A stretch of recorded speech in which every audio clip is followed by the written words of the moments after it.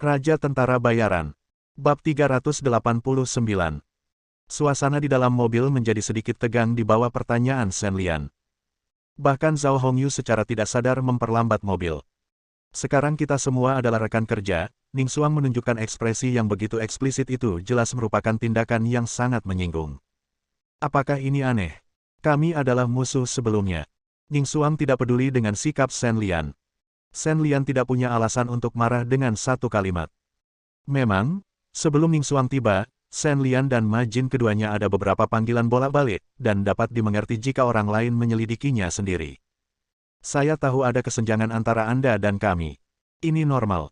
Saya bisa memahaminya. Saya hanya berharap ini tidak akan mempengaruhi penyelesaian tugas. Melihat ekspresi Shen Lian sedikit melunak, lanjut Ning Xuang. Apa yang dia katakan sangat indah. Sepertinya dia jujur, tapi itu sebenarnya membuat Shen Lian pelit. Ya, kamu sangat baik, oke. Sekarang kita telah mengubah musuh menjadi teman, ceritakan pengalamanmu. Bagaimana kalau kita membuka hati dan bekerja sama? Ekspresi Shen Lian berubah, dan dia tenang mulai berbicara, memainkan trik untuk jujur satu sama lain, bukan? Ayolah, karena Shen Lian sendiri hampir diselidiki secara menyeluruh oleh mereka, tidak ada yang perlu ditakutkan. Pengalaman saya sangat sederhana. Saya berlatih seni bela diri, pergi ke sekolah, dan kemudian mendatangi Anda. Pernyataan Ning Xuang membuat Shen Lian bahagia. Sederhana saja. Jangan bicara tentang latihan. Bagaimana rasanya pergi ke sekolah? Seharusnya ada dua adik perempuan yang memiliki hubungan baik, kan? Apakah kamu memiliki cinta monyet? Apakah kamu akan berkencan dengan pacar kecilmu atau apa? Shen Lian bertanya tanpa henti, menyebabkan Zhao Hongyu dan yang lainnya hampir tertawa terbahak-bahak. Tidak. Ning Xuang tersipu dan menjawab dengan dingin. Oh, saya pikir itu masalah besar, tapi ternyata itu hanya kata-kata dan tidak ada ketulusan. Shen Lian menghela nafas dan melanjutkan.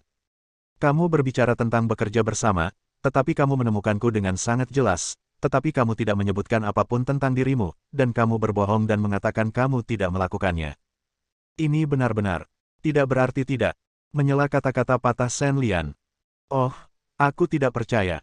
Aku belum pernah jatuh cinta, dan aku bahkan belum punya teman baik.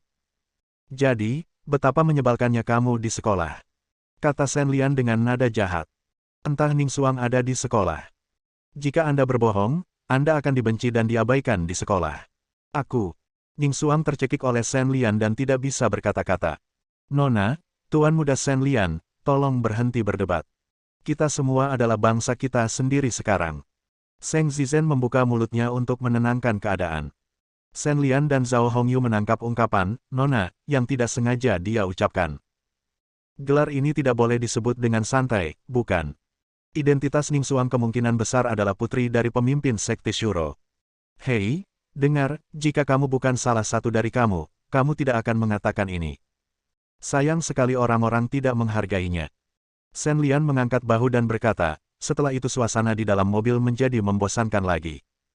Ning Xuang, melihat betapa kamu begitu menjijikkan terhadap orang lain, apakah kamu pikir kamu sangat berbeda dari orang biasa? Apa maksudmu? Ning Xuang tidak mengerti arti kata-kata Shen Lian. Orang sepertimu yang tidak populer di sekolah biasanya memiliki beberapa masalah psikologis. Jika kamu melihat pejuang biasa, mereka memiliki kekuatan melebihi orang biasa di tangan mereka, jadi mereka tidak akan menganggap serius nyawa orang biasa. Setelah melakukan banyak hal yang tidak adil, saya pikir Anda mungkin juga memiliki masalah ini. Apakah karena Anda merasa orang biasa tidak layak berbicara dengan Anda? Aku benar-benar membuatmu kesal, jadi aku membunuhnya saja. Yah, mungkin itu sebabnya kamu tidak punya teman. Mungkin ada sesuatu yang membuatmu tidak bahagia, dan kamu mungkin menghilang. Shen Lian mengucapkan kata-kata itu dengan serius. Shen Lian, kamu benar-benar berpikir berlebihan. Sekte Shura kami mungkin berbeda dari apa yang disebut sebagai pejuang yang terkenal dan jujur, tapi kami tidak sekejam yang kamu kira. Ning Xuang tidak merasa kesal dengan kata-kata provokatif Shen Lian. Sebaliknya, dia menjawab padanya sambil tersenyum. Di masa lalu, Sekte Shuro memang sangat kejam, dan semua orang mengikuti prinsip bahwa tinju adalah kata terakhir. Tapi sekarang situasinya telah banyak berubah, dan ini banyak hubungannya dengan Ning Xuang dan ayahnya. Tidak sekejam itu. Kamu bisa melakukan sesuatu seperti pertumpahan darah keluarga Zheng tanpa mengedipkan mata. Sekarang kamu ingin memberitahuku bahwa kamu adalah seorang pasifis. Shen Lian masih bersikeras pada sudut pandangnya keindahan gunung es ini tertipu hanya dalam beberapa kata. Sekte Shuro mungkin dengan tulus bersedia membantu Sun Lutang, atau Departemen ke-9, tetapi mereka sama sekali tidak baik hati. Kakak senior Ma bertanggung jawab atas urusan keluarga mereka. Jika kita benar-benar ingin membicarakannya, kamu harus menyalahkan keluarga Ma karena terlalu kejam. Kamu tidak bisa menyalahkan Sekte Shuro. Terlebih lagi, keluarga bangsawan itu bisa saling membunuh dengan tegas, bagaimana kami bisa menyerahkannya ke tangan kami? Apakah Sekte Shuro menjadi kejam? Hanya karena kami cukup kuat, apakah kami layak untuk dikendalikan oleh Anda? Ning Xuang menjawab dengan fasih, membuat Shen Lian dan Zhao Hongyu terdiam, tapi mereka masih enggan dalam hati. Setuju dengan teori Ning Xuang. Di mulutnya, sepertinya Sekte Shuro telah banyak dianiaya, namun nyatanya karena mereka mengambil tindakan yang merusak keseimbangan maka pecahlah perang di dunia seni bela diri Tiongkok. Akhir yang suram seperti yang terjadi pada keluarga Zheng terjadi di mana-mana. Memikirkan hal ini, Shen Lian tanpa sadar melirik Ma Jin. Ma Jin belum membayar hutang darah ayah Ma Peng, tetapi Shen Lian tahu bahwa sekarang bukan waktunya untuk menyebutkannya. Baru saja diserap ke dalam divisi ke-9, kejahatan masa lalu Ma Jin dan yang lainnya secara teoritis dapat dihapuskan. Terlebih lagi, ada juga keterlibatan internal dalam keluarga Ma. Sangat tidak mungkin bagi Sun Lutang untuk berselisih dengan Sekte Shuro karena Ma Sanming. Baik Shen Lian maupun Departemen ke-9 saat ini tidak dapat menangani keadilan Ma Peng, dan mencoba membalas dendam atas pembunuhan ayahnya sendiri sepertinya seperti mimpi. Dunia memang seperti ini. Hanya karena sesuatu itu benar bukan berarti hal itu bisa dilakukan. Dalam menghadapi perubahan yang mengejutkan di seluruh dunia seni bela diri, kebencian antara Ma Peng dan keluarganya telah menjadi masalah sepele. Demikian pula dengan penculikan Dong Yuan dan beberapa perkelahian di antara mereka, awalnya Ma Jin Seng Zizhen yang bermusuhan juga duduk di mobil yang sama dengan Shen Lian saat ini, berbicara tentang bangsanya sendiri. Setelah berjalan melalui jalan pegunungan dengan 9 berliku-liku, mobil Zhao Hongyu dihadang oleh sekelompok orang di luar kota Heijin. Bab 390. Situasi di kota emas hitam rumit, dan pada dasarnya tidak berada di bawah yurisdiksi pemerintah.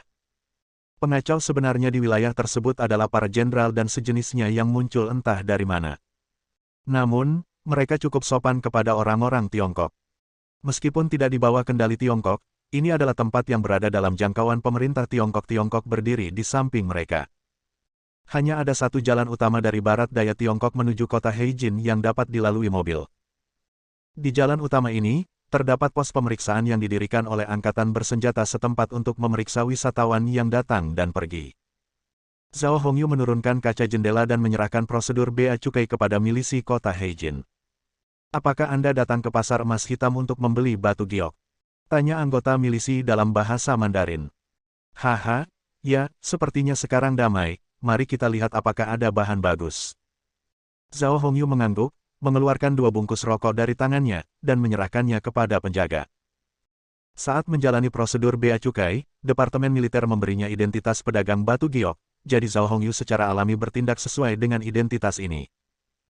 Setelah menerima rokok Zhao Hongyu, para anggota milisi menunjukkan senyum puas, mengangguk dan melambai kepada rekan mereka di belakang mereka, menunjukkan bahwa mereka dapat menaikkan tiang jalan untuk melepaskan mereka. Kebetulan saat ini, sebuah kendaraan militer jeep datang dari arah berlawanan, menghalangi jalan Zhao Hongyu dan rekan-rekannya. Padahal, jalan ini cukup lebar. Jika kendaraan militer di seberang mau menepi, cukup untuk membuat 2 kendaraan terhuyung-huyung. Namun, mobil yang terlihat seperti perwira angkatan bersenjata setempat itu jelas tidak punya kebiasaan memberi cara. Kepala itu berhenti di depan mobil Zhao Hongyu. Setelah beberapa saat, Shen Lian melihat seorang petugas mabuk keluar dari jeep. Dia tampak begitu sombong sehingga Shen Lian tidak bisa menahan tawa. Petugas pertama-tama berbicara banyak kepada para penjaga, dan kemudian menunjuk ke mobil Shen Lian. Kalian semua, turunlah. Ketua kami ingin memeriksa apakah ada barang selundupan. Anggota milisi kecil yang baru saja mengambil rokok Zhao Hongyu sekarang terlihat sedikit jelek dan suaranya menjadi tegas. Mendengar ini, Zhao Hongyu tidak perlu khawatir. Seng Zizhen dan Ma Jin yang duduk di barisan belakang tidak senang. Belum lagi wanita tertua masih di sini, meskipun mereka hanya berdua tidak akan memperhatikan orang-orang biasa ini. Nak, suruh komandanmu untuk segera memindahkan mobilnya, kalau tidak dia harus berjalan-jalan tanpa makanan. teriak Ma Jin dari belakang. Karena hanya Zhao Hongyu yang membuka jendela, penjaga tidak dapat melihat apa yang terjadi di dalam mobil, tetapi dia dapat mendengar suaranya. Bagaimana mungkin anggota milisi dengan senjata di tangan dapat menahan kata-kata kasar seperti itu? Buka jendelanya. Melihat Zhao Hongyu tidak berniat bekerja sama, penjaga itu mengambil senjatanya dan mengarahkannya ke jendela di barisan belakang. Ketika petugas yang tidak jauh dari situ melihat pemandangan ini, dia segera mengelilinginya bersama anak buahnya. Dalam waktu singkat, Shen Lian dan mobilnya diarahkan ke lebih dari selusin senjata. Dia akan kencing di celana. Diam. Ning Xuang menegur Ma Jin, yang berada di dalam api, lalu menurunkan kaca jendela mobil. Saat mereka melihat kemunculan Ning Xuang, mata para anggota milisi melebar. Di mana mereka melihat keindahan seperti itu di tempat tandus ini? Penampilan ini berkali-kali lebih cantik dari wanita pada umumnya. Pergi. Tidak sopan sama sekali. Petugas yang melihat wanita cantik di dalam mobil berlari mendekat dan memarahi penjaga kecil itu, lalu berkata kepada Ning Xuang sambil tersenyum. Hei, cantik, ini wilayah yang dikuasai militer kami. Menurut peraturan, kami harus memeriksa barang-barangmu untuk melihat apakah kamu ada di sini untuk urusan bisnis dan akan sering datang dan pergi di masa depan. Jika kamu bekerja sama, itu tidak akan membahayakan. Baru saja minum. Petugas mabuk itu memandang Ning Xuang dengan mata menyipit. Oh, metode kerja sama seperti apa yang dibutuhkan? Ning Xuang menatap petugas itu dengan penuh minat. Di waktu normal, Ning Xuang akan membunuh hal semacam ini secara langsung, tapi kali ini dia datang ke Kota Emas Hitam dengan sebuah misi tidak bisa mengambil tindakan secara langsung. Mengungkap identitasnya hanyalah masalah kecil, tapi tidak baik menakut-nakuti ular itu. Hati petugas itu hampir keluar dari pandangan kecil Ning Xuang, dan dia menyeka air liurnya. Sebenarnya tidak terlalu merepotkan. Turun dan ikuti aku ke gubuk sebelah sana. Hehehe, mulai sekarang, aku akan menyimpan semua barang bagus di Kota Emas Hitam untukmu. Secara umum, petugas yang mengelola pos-pos tersebut tidak memiliki banyak kekuasaan, namun hal ini tidak terjadi di Kota Emas Hitam. Di kota Heijin, pekerjaan yang paling menguntungkan bisa dikatakan adalah jalan menuju Tiongkok, dan petugas ini tidaklah sederhana. Dia adalah saudara laki-laki yang lahir dan mati bersama Jenderal Von Kahn naik ke surga. Dia telah menyentuh kekacauan yang begitu besar. Oh, bagaimana jika saya tidak mau? Ning Xuang secara alami mendengar arti kata-kata petugas itu. Menolak keinginan untuk membunuh, Ning Xuang terus bertanya. Tidak ada pilihan di sini yang tidak ingin Anda lakukan. Wajah petugas itu menjadi gelap, dan dia menarik baut pistolnya sambil berbicara dengan dingin. Pada prinsipnya, tentara lokal di kota Heijin tidak mau mempermalukan rakyat Tiongkok. Bagaimanapun, pemerintah Tiongkok tidak mudah untuk dipusingkan, tetapi itu bukan masalah besar sekali atau dua kali dan mengatakan bahwa mereka membawa barang selundupan seperti senjata. Selama jika Anda tidak membunuh orang, itu tidak akan menjadi masalah besar. Gong Kang, itu dia. Siapa yang kamu coba takuti dengan teriakan itu?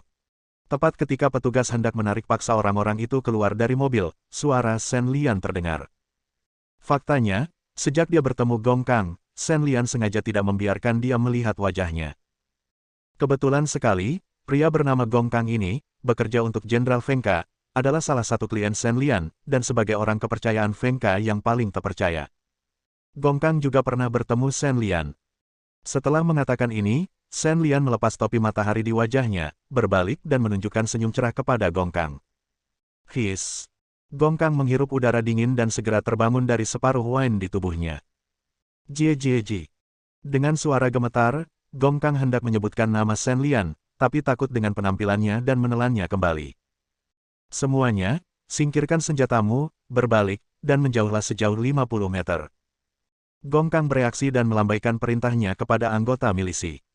Ketika tentara pergi, Gong Kang melirik Ning Xuang dengan enggan, berlari ke jendela Shen Lian, membungkuk dan menunggu Shen Lian membuka jendela. Hehe, Kapten Jack, maafkan aku tidak tahu ini temanmu, aku salah. Gong Kang meminta maaf sambil tersenyum, dan memberi dirinya 2 mulut besar. Untuk bos iblis neraka ini, Gong Kang menghormatinya seperti dewa dari lubuk hatinya. Entah itu kekuatan organisasinya atau keberanian Shen Lian di medan perang, itu sudah cukup untuk membuatnya jatuh ke tanah. Bersambung.